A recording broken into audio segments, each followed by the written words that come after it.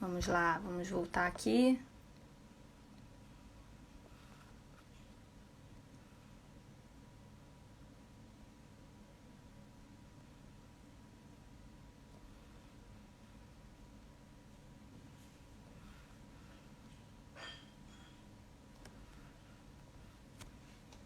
Então vamos lá, retornando. Kátia Badin.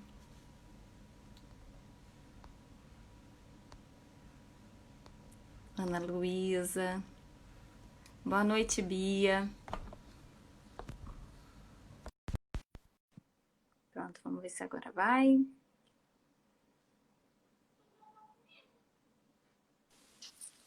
Ei, Oi, oi. pessoal! Oi, quarenteners, tudo bem? Oi, Thaís, querida, tudo bem? Oi, amor. Ai, é muito bom essa coisa, né? De sai, entra, volta, foi. Eu acho máximo isso. Eu acho máximo isso. Não, e vai Tec... entender, né? A gente faz a mesma coisa e uma hora não funciona, outra hora funciona.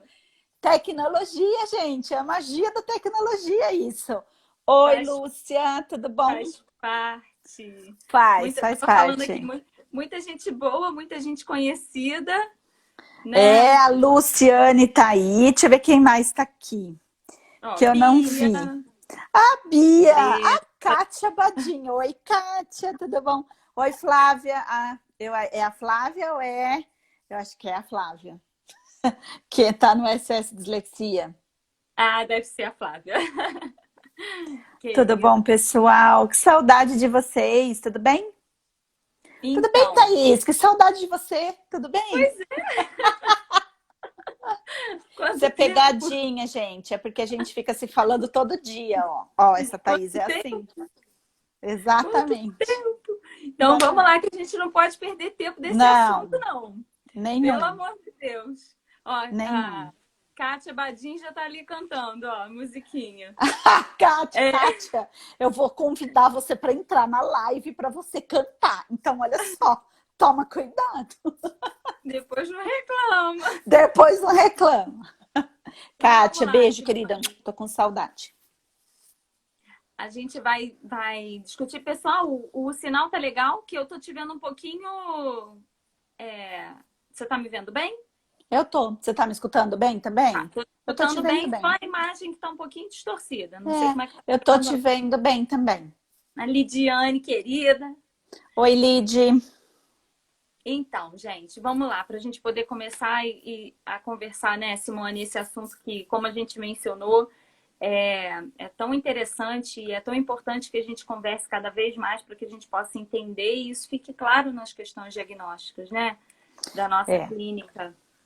Eu acho que principalmente para o fonoaudiólogo, né? Então, eu acho que falar de processamento visual, falar dessas questões que envolvem as habilidades percepto-visomotoras, ela é muito importante para o fonoaudiólogo, uma vez que na nossa formação é muito grande o aporte, é muito grande a discussão sobre a importância do processamento auditivo para a aprendizagem da leitura e da escrita. Mas nós não podemos esquecer que nós temos 6 tipos de processamento. O processamento auditivo é apenas um dos 6 processamentos que fazem parte ou que compõem o processamento da informação. Então, entender que eu tenho mais do que o processamento auditivo envolvido no processamento da leitura e da escrita é muito importante para o fonoaudiólogo. E mais ainda, Thaís, é importante a gente pensar que o processamento da leitura, ele começa, não é pela via auditiva, ele começa pela via visual. Então, quando a criança ela está exposta a uma atividade de leitura escrita, qualquer que seja, para palavra, pseudopalavra, frase, texto, o primeiro processamento que ela vai acionar é o de habilidade atencional, porque ela vai ter que demandar uma atenção seletiva e sustentada para a entrada dessa informação, mas essa habilidade atencional é uma habilidade que nós chamamos de discriminação visual complexa, porque ela é a única atividade visual que é feita fora do córtex visual. E por que que ela é feita no córtex frontal? Por que que ela é realizada pelo córtex frontal? Porque o córtex frontal é um córtex atentivo, né? Então é ele que vai selecionar essa palavra-alvo, manter a atenção nesse alvo para levar a informação para o meu córtex occipital. Então veja, né? Eu estou falando de um processamento que vai iniciar pelo meu córtex frontal, mas que vai ter uma participação logo seguida do meu córtex occipital, para depois eu pedir o suporte do meu córtex temporal, né? Não, e aí a grande questão que eu acho importante da gente conversar sobre esse assunto, Simone, que é exatamente a primeira coisa que você falou. A gente está muito, enquanto fonoaudiólogo, e até eu estava trocando isso com uma colega ontem, a gente está muito habituado, a gente é muito ensinado a pensar muito nas questões auditivas, né, no processamento auditivo, sempre correlacionar os dados da nossa criança a questões de processamento fonológico. E aí, muitas vezes, a nossa avaliação ela não contempla os aspectos visuais. E aí Sim. isso incorre, né? A chance de incorrer em erros diagnósticos é muito grande, né? E eu acho que nesse momento a gente entender que existem outros processamentos, né? Que são os adjacentes, não é isso? E aí, Que são necessários de serem avaliados para que a gente tenha uma visão mais holística, não é a palavra? Como é que se sim, chama? é holística mesmo. Ela é a mais Daqui. global. É aquele quadro de funcionamento generalizado, né?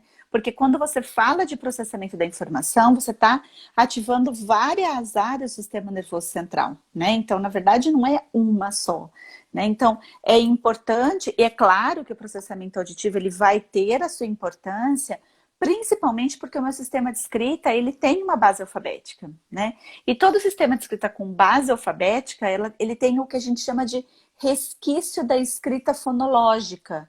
Então, eu vou precisar do meu processador temporal, né? Vou precisar desse meu processamento auditivo, porque é lá no córtex temporal que eu tenho meu analisador acústico. Mas olha só, na hora que eu vou escrever, eu preciso fazer uma recuperação de imagem de letra, eu preciso fazer uma recuperação de posicionamento de letra.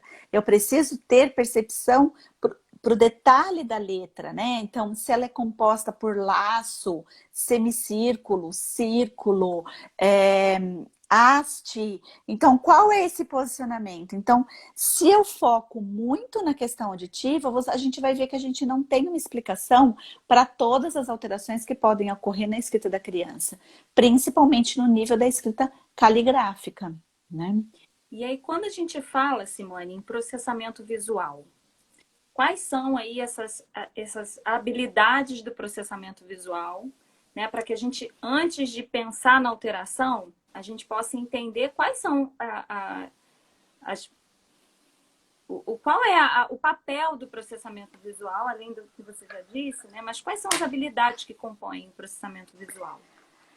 Eu acho que a gente tem duas questões importantes para colocar. O primeiro deles é que quando a gente fala de córtex occipital, nós estamos falando de um grande córtex que ele tem uma resolução temporal visual importante de ser desenvolvida desde a educação infantil da criança até o ensino médio dessa criança, onde, na verdade, eu posso estar incorrendo em aquisições que dependem muito da formação de uma memória lexical, né? Então, isso não acontece só nesse primeiro ciclo de alfabetização. Isso vai acontecer até na faculdade, vai acontecer até no nível superior, né? No nível terciário, como a gente chama. Então, isso é uma questão importante, né? Da gente levar em consideração. A segunda questão é que, por ele ser um órgão que é do meu sistema nervoso central, responsável, uma estrutura que é responsável, principalmente por essa resolução temporal visual, ele é muito perceptível a detalhes. Então, tudo que envolve o detalhe da letra, a forma da letra, a direção e o posicionamento da letra vai ser armazenado nas áreas de memória, de curta e de longa duração do meu córtex occipital. Então, essa é uma informação que a gente precisa entender para parar de ficar discutindo se trabalhar a letra caligráfica é importante ou não.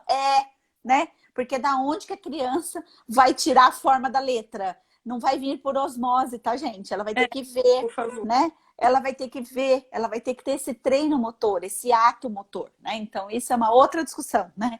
Mas é só para vocês entenderem como que eu começo a formação dessa minha resolução temporal, né? Que vem aí visual, importante para leitura e para escrita.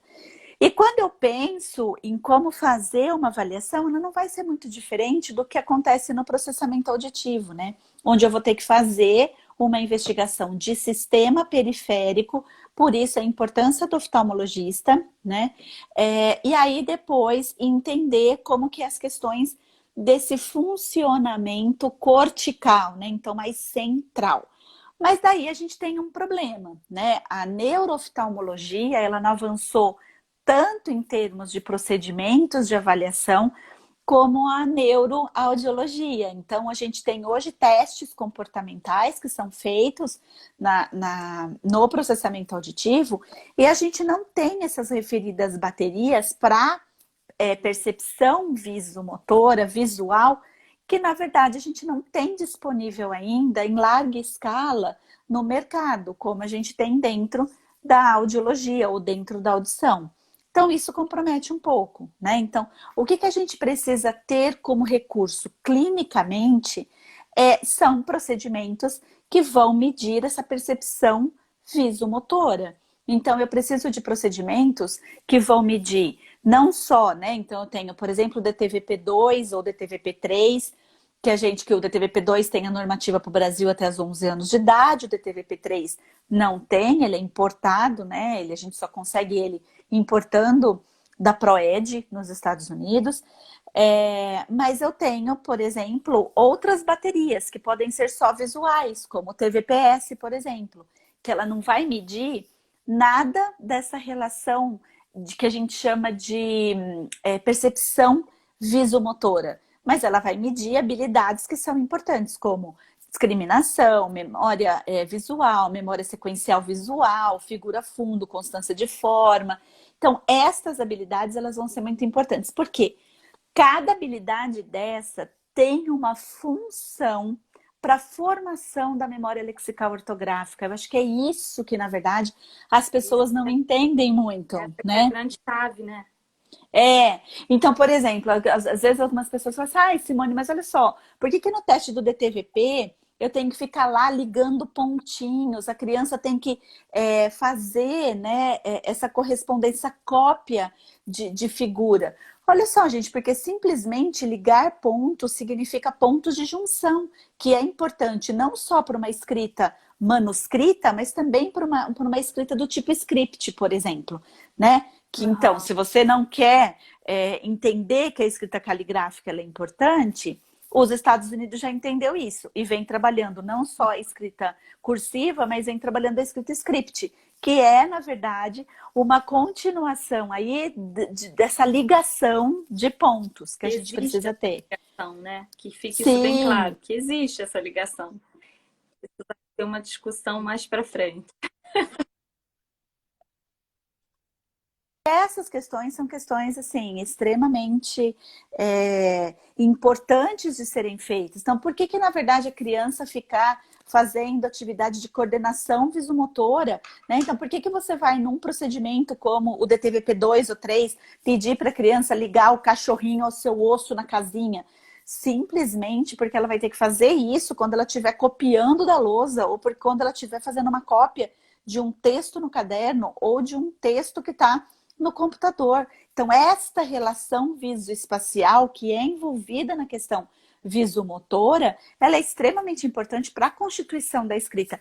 E não só da escrita, né? Porque a gente foca muito na escrita, mas isso também é importante para a matemática, né? Porque matemática também é um conjunto de traçados organizados de uma forma diferente, mas eu tenho que ter essa percepção, porque senão o 3 vira 8, né? O 9 vira 6 e assim por diante, né? E eu acho que você tocou num ponto, Simone, que eu acho muito interessante, que eu acho que é o que a gente precisa focar enquanto até estudo mesmo, sempre buscar correlacionar esses dados dessas provas. O que essas provas elas estão avaliando? Né? Porque você aplicar o teste por simples Isso, não, aplicação, eu acho que é exatamente isso. Por que a gente faz uma prova de ligar pontos?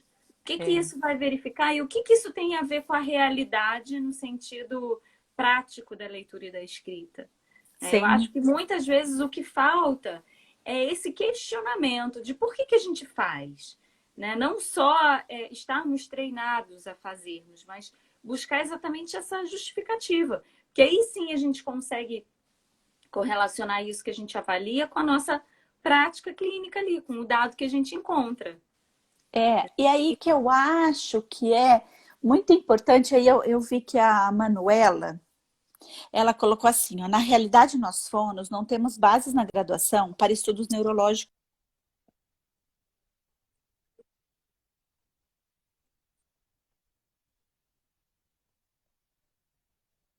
Olha só, o problema é que, além de correr atrás do prejuízo, a gente tem que saber a fonte de informação que você vai procurar. Porque daí o que vai acontecer, né? As pessoas falam assim: ah, não, olha só, por que a gente está discutindo isso, né? Então, porque, por exemplo, a Thaís, né, propôs um tema como esse. Porque, na verdade, gente, olha só. Nós ficamos durante muitos anos e ainda nós temos esse resquício, né, de muitos anos a gente achar que a dislexia ela é só fonológica, né? Ela é só fonológica. E aí eu sou uma pessoa muito incomodada, né? Porque, na verdade, como eu conheço, como eu estudei muito a fundo, como eu estudo a questão neurológica até hoje, então assim, ó, como é que uma criança que teórica e praticamente, né, que os estudos de neuroimagem me mostram que essa criança tem uma alteração que é no circuito temporo-parieto-occipital, vai ter só um problema de ordem fonológica. Olha assim, se ela tem uma disfunção no parietal, qual é a presença dessa disfunção na leitura e na escrita dela? Se ela tem uma dificuldade, uma disfunção no hospital, qual é o impacto disso na leitura e na escrita? E aí você começa a ver que, assim, reduzir a dislexia ao aspecto fonológico é você reduzir, na verdade, o entendimento do que esse indivíduo tem enquanto sintomatologia de uma disfunção que é neuropsicológica, né? Então eu preciso entender que esta Envolve outros criança, isso, pode ter perfis diferentes. Eu acho que é por isso que eu sou tão apaixonada pela dislexia, né? Porque na verdade ela te dá perfis muito bonitos de serem estudados, né? Onde você consegue ver uma criança que realmente tem uma, uma disfunção de córtex temporal, e aí ela vai ter características de alterações de base fonológica. Então, a primeira coisa que vai se manifestar são as alterações na produção e percepção dos sons da fala, e isso vai estar presente na oralidade, na leitura e na escrita. Cuidado com a criança que já apresenta muito precocemente ensurdecimento ou sonorização na sua fala. Ela é uma criança de risco que eu preciso monitorar até os 8 anos, 11 meses, 29 dias. Mas eu também vou ter crianças que vão ter, além disso, uma alteração no momento da leitura e da escrita, onde ela vai ler bois, ela lê dois.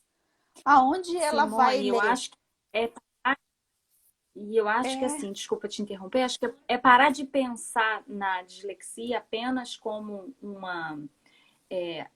em termos de manifestações, mas parar para analisar, pensar em termos de processamentos. Eu acho que isso é que sim, faz é, toda a diferença.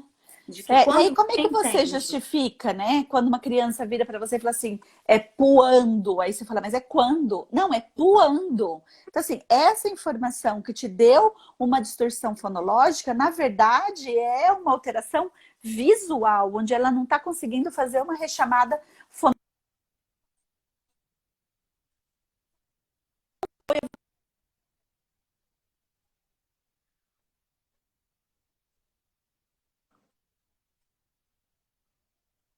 Então, digitação, os erros de votação, eu que vão ser no número, na eu quero te, leitura, na escrita, né?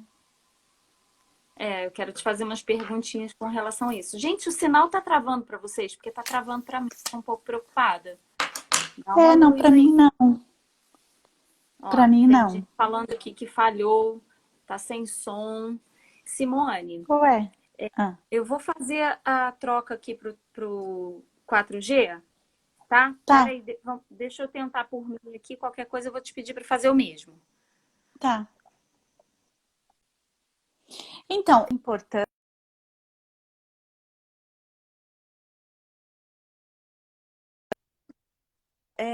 organizar a minha avaliação, né, gente? Porque senão a minha avaliação ela fica muito reduzida, né? Ela fica muito Ah, reduzida, Simone, estão né? dizendo que tá falando só você. Tá falhando você. Ué, Vamos por tentar, que de será, repente, hein? Peraí trocar? que eu vou trocar.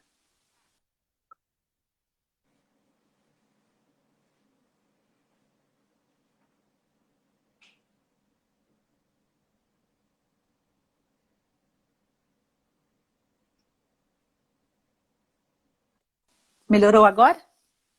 Será que melhorou? Tá, a imagem tá meio distorcida, mas o som tá chegando. Ah, então tá bom. Vamos ver. E você falou que você tinha uma pergunta sobre a questão É, das...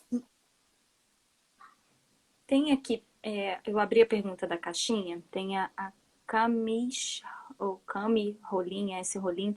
Na bateria do DTVP2, o que mais estará alterado para o diagnóstico da dislexia visual? Acredito que seja que vertentezinha do teste vai apresentar, assim, maior... Na verdade, no DTVP2, o que a gente vai observar nessa criança é que todas as provas que envolvem a percepção de motricidade reduzida vão estar alteradas.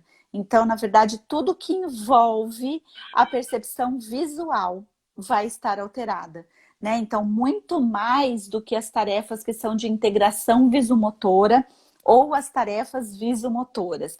E isso a gente vai encontrar muito mais na criança com TDA, que é, na verdade, o diagnóstico diferencial que a gente vai precisar fazer, né? E a gente tem que fazer um bom Então, eu já diagnóstico diferencial.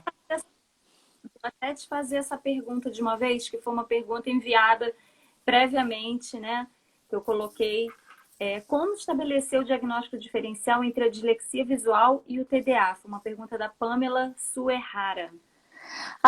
É a Pamela. Oi, Pamela, olha só. Na realidade, eu acho que o marcador principal é a velocidade de leitura. Porque a velocidade de leitura lenta não é o marco da criança com TDA. Então, se essa criança com TDA, ela tiver uma velocidade de leitura lenta, talvez ela possa ter aí uma concorrência com a dislexia. Mas não é a característica do TDA ter alteração de fluência de leitura, ok?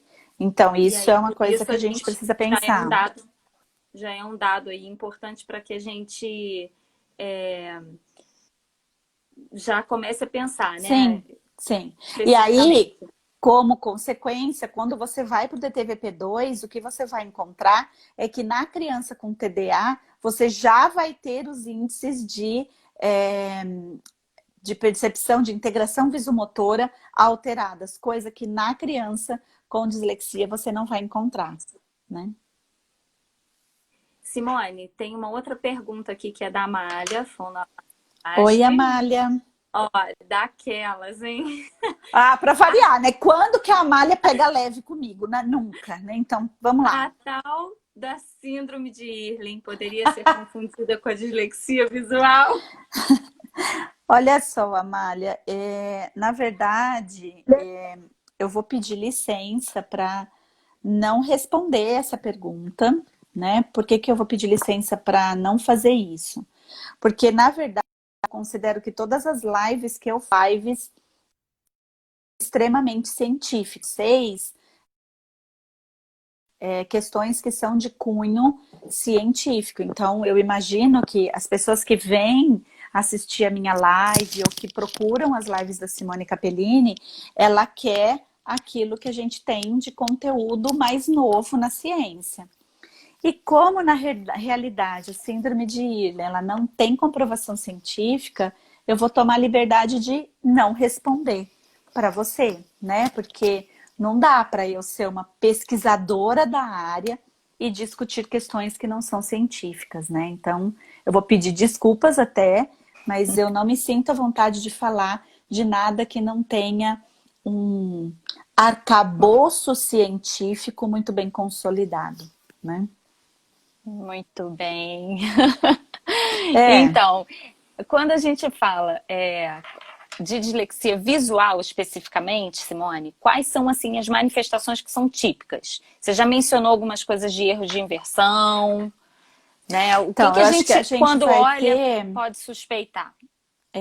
eu acho que a gente vai ter uma questão importante, por isso que toda vez que eu falo se você investiga uma criança e a dúvida é no campo da dislexia visual, é muito importante, além da avaliação oftalmológica, também fazer uma avaliação com um optometrista ou um ortóptico. Por quê? Porque, na verdade, eu posso contar com alguns dados importantes, como, por exemplo, tempo de fixação na palavra.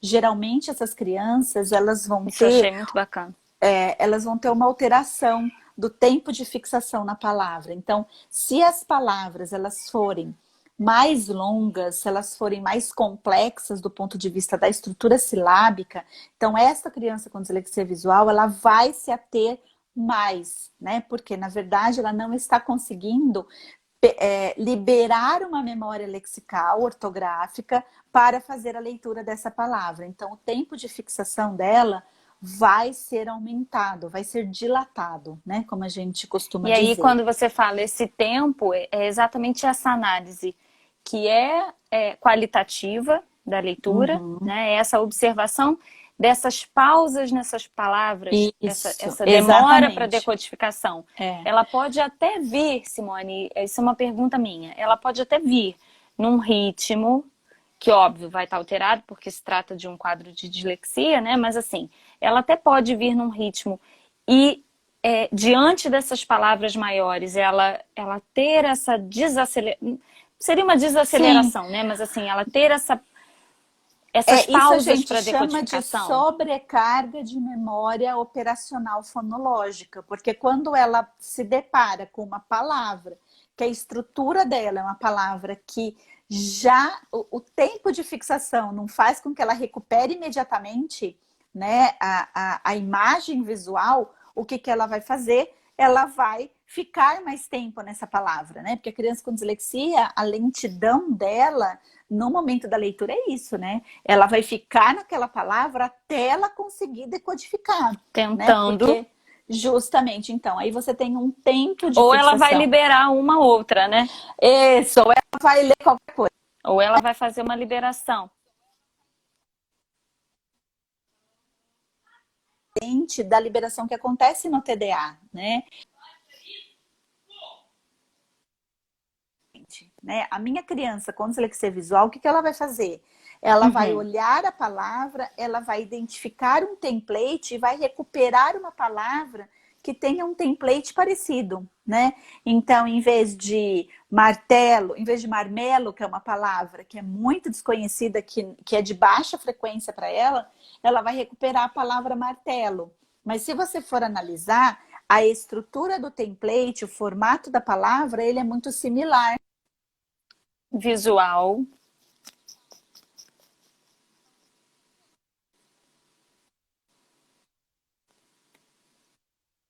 com dislexia visual.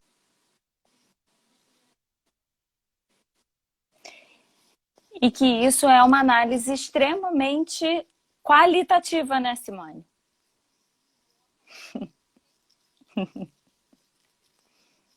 E que é uma análise extremamente.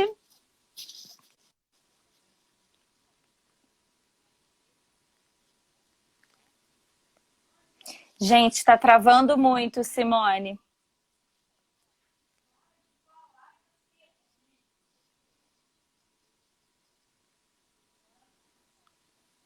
É. Ficou melhor? Não, tá dizendo aqui que tá sem som o seu. Tá sem som.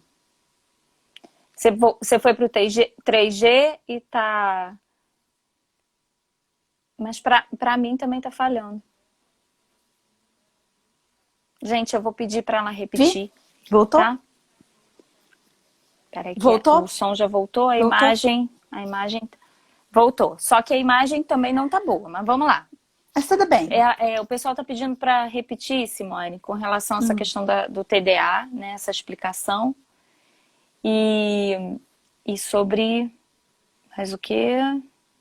Sobre mais alguma Essa coisa? diferença entre o TDA... Sobre essas manifestações, dessa parte para cá, do TDA para cá. Então, o que vai acontecer, né? Então, assim, o erro que a minha criança vai apresentar durante a leitura, pelo fato dela ser disléxica, é muito diferente do erro de uma criança que tem aí o quadro de TDA. Então, a minha criança com dislexia, como ela vai olhar a palavra, e essa palavra é uma palavra que é de baixa frequência para ela, que ela não tem o domínio dessa palavra, o que ela vai fazer? Ela vai manter um tempo de fixação maior e a hora que ela for recuperar, ela vai recuperar pelo template, pelo formato da palavra. Então, se ela tiver que ler a palavra marmelo, que é uma palavra de baixa frequência para ela, ela vai recuperar martelo, porque é uma palavra de alta frequência, mas que tem o template muito parecido. Então, na verdade, as pessoas falam assim, ela fez uma leitura por adivinhação. Não, gente. O que ela fez foi uma liberação de léxico de input visual que não era correspondente ao da leitura, né? Não era correspondente ao da palavra da leitura. Da palavra.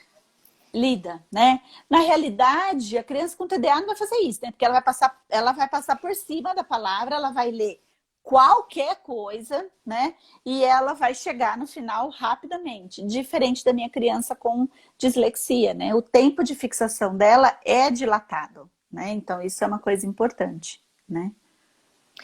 E aí, o que em termos de estratégias de intervenção, em que vai mudar nessa questão da dislexia fonológica para a questão da dislexia visual? A gente tem que parar, eu acho, de pensar a dislexia como uma coisa só, né? E aí, isso me marcou muito, porque isso foi algo que aconteceu comigo, com relação a uma criança, que exatamente as estratégias, elas não estavam se mostrando suficientes para uma evolução. E eu falei, gente, o que está acontecendo? E eu estava diante de um quadro de dislexia visual, me utilizando de estratégias fonológicas, que são aquelas que a gente é super bem treinado a fazer, né? Sim. E chegou num dado momento, isso estacionou.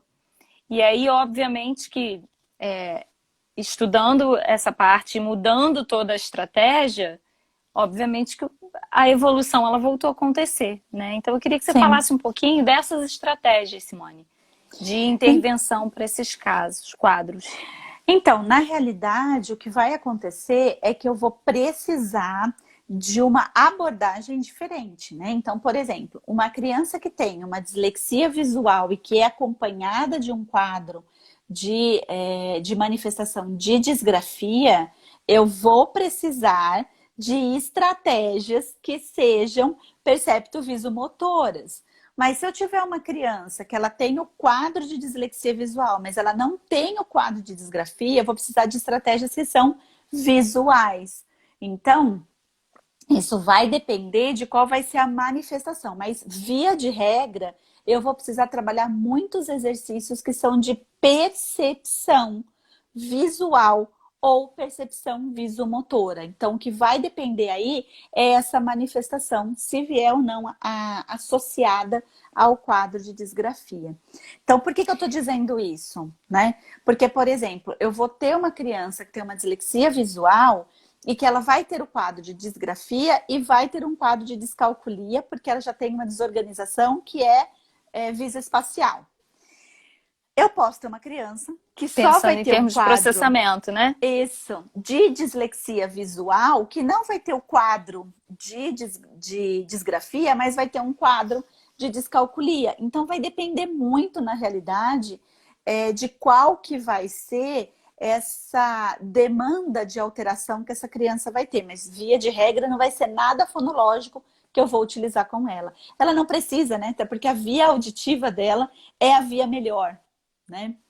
A não ser que a gente esteja diante de um quadro de dislexia mista, que aí é Isso. outro, Aí já é que outra aí é coisa. outro assunto, né? Aí eu vou precisar, para outra coisa. eu vou precisar aí fazer uma combinação de programas de intervenção para isso, né? A Amália perguntou também, Simone, como é que é o desempenho da criança com dislexia visual nas provas de nomeação automática rápida? Se é o mesmo esperado com relação à fonológica? Você vai observar a mesma coisa que você vai observar nas provas de leitura. Então, essa criança, ela vai começar com uma fluência até que é adequada, mas ela vai perdendo essa fluência. A literatura internacional, ela trata essas crianças como crianças que têm uma leitura que se desgastam, né? Então, existe um deterioramento dessa leitura ou dessa nomeação rápida, principalmente porque eu vou perdendo fluência e velocidade. Ao passo que, ao mesmo tempo em que eu vou perdendo fluência e velocidade, eu vou me manter por mais tempo em cada segmento que eu tiver que fazer a nomeação ou a leitura. Então, é por isso que quando você está frente a uma criança com uma dislexia visual na leitura, ela começa fazendo a leitura, ela vai lentificando, ela chega no nível da sílaba e muitas vezes ela chega até no nível do fonema, né? Então ela começa a fazer rechamada, ou, né? Para ela poder conseguir saber qual que é a informação fonológica que ela vai ter que recuperar, que é referente àquela letra. Na nomeação rápida, isso não é diferente também. Você vai ter uma criança que vai começar com uma velocidade que você vai perceber que ela vai decaindo essa velocidade, vai deteriorando essa velocidade, ela vai lentificando. No final, ela chega ao ponto de ficar olhando para a figura e ela já disse várias vezes o nome dessa figura e ela não consegue recuperar, né? Então, essa lentificação é uma coisa que vai ser notória nessa criança. No caso, a nomeação automática rápida, ela é exatamente esse padrão ouro por isso, né, Simone? Ela revela muito desse funcionamento da criança nos 3 subtipos da dislexia, né? Eu vou falar uma coisa para você. Bom, todo mundo que está aqui já sabe, né? Já me ouviram falar isso. Eu sou apaixonada pela prova de nomeação automática rápida. Desde 2000, prova em pesquisa. É uma prova que realmente ela pode ser utilizada como prova terapêutica para você saber se você tem uma criança com um quadro de dislexia ou não, qualquer subtipo. E lembrar que ela é a prova perfeita para você poder fazer a identificação de criança de risco, a prevenção, o diagnóstico e a intervenção, né? Tanto que... A intervenção. Tanto que, na verdade, eu fiz um programa de intervenção com a nomeação automática rápida com a Bianca dos Santos, que agora está fazendo um RTI com a nomeação rápida, né? Então, eu realmente... Muito maravilhoso. Realmente acredito que a nomeação automática rápida para crianças com dislexia visual é o caminho de uma reabilitação, né? Visual e mista, né? Simone, a Esila tinha feito uma pergunta lá atrás, que eu fui buscar, inclusive, que é a seguinte: Esila, tudo bem? É importante sempre apresentar para a criança os 2 tipos de letra e não apenas a bastão? Penso na formação da imagem das letras. Então, olha só.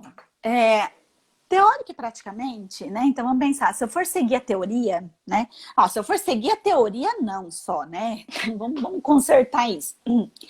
A gente teve um documento, tô lembrando agora qual que é o nome. O documento para ler, que é um documento do Ministério da Educação, ele deixa muito claro que a criança ela tem que ser exposta à letra bastão e à letra cursiva desde o 1º ano até o 3º ano.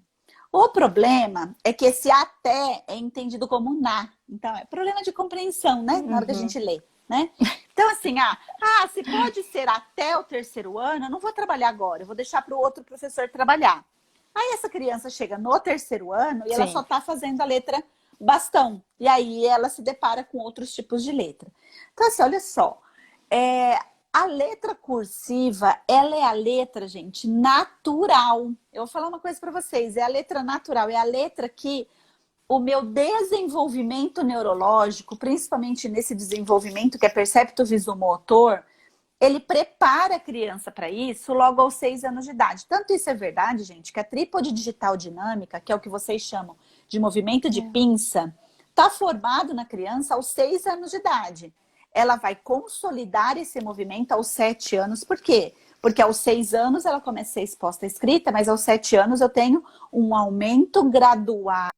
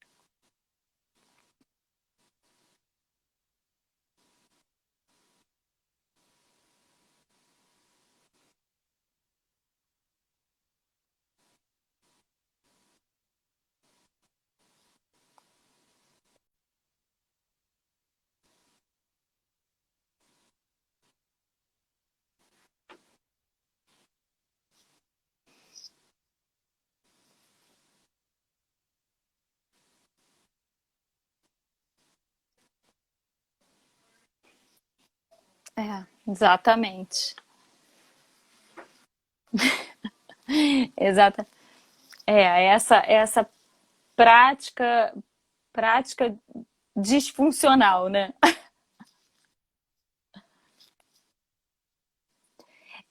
Simone, eu quero conjugar aqui duas perguntas, tá?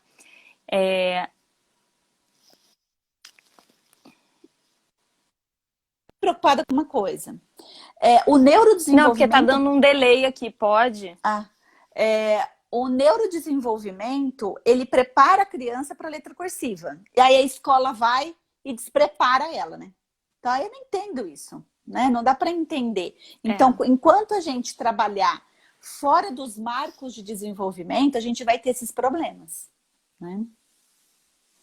exatamente. Né? E aí que é o X da questão.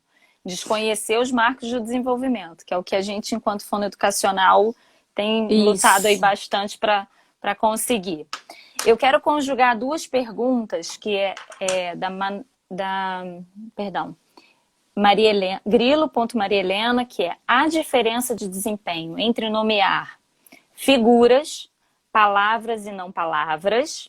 Isso é uma pergunta. E aí eu quero conjugar aqui com a pergunta da Mônica Matos, que é: Oi, Simone, Mônica.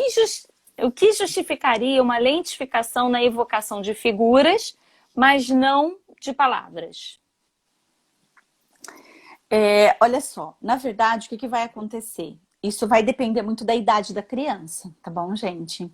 Simone, peraí só um minutinho. Simone, eu Oi. acho que eu vou fazer o seguinte. O pessoal está dizendo que está dando muita falha, que perderam muito a informação.